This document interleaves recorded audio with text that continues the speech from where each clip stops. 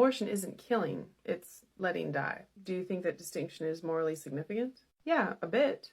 Refusing to save someone is not as bad as actively killing someone. Okay, but I think when you inject poison into someone's heart or tear their limbs off, that's more like actively killing them, right?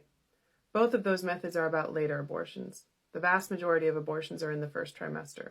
First trimester surgical abortion using suction is a mechanical process that still involves destroying very tiny, very fragile arms and legs. You don't think that's killing? Well, medication abortion is becoming the most common method of first trimester abortion, and that just involves disconnecting the embryo from the woman's body. That's not killing. I mean, you're taking away the embryo's only possible source of oxygen, so sounds like suffocation to me. The only possible source of oxygen is the body of a woman who might not want to be pregnant, right?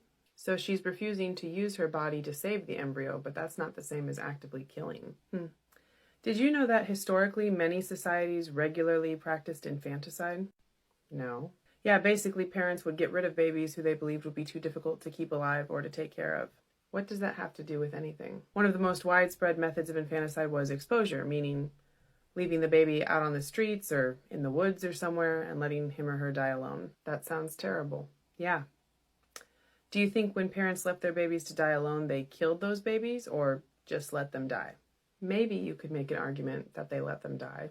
Do you think it would be wrong to let a child die of exposure? Of course, but that child isn't using someone's body against their will.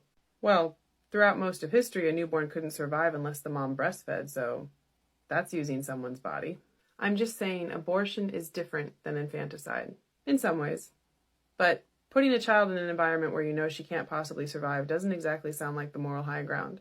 So even if we ignore the methods of abortion that are indisputably actively killing, and if we ignore that abortion pills basically result in suffocation, medication abortion involves putting embryos in environments where they can't possibly survive. So describing that just as refusing to save seems like kind of a stretch.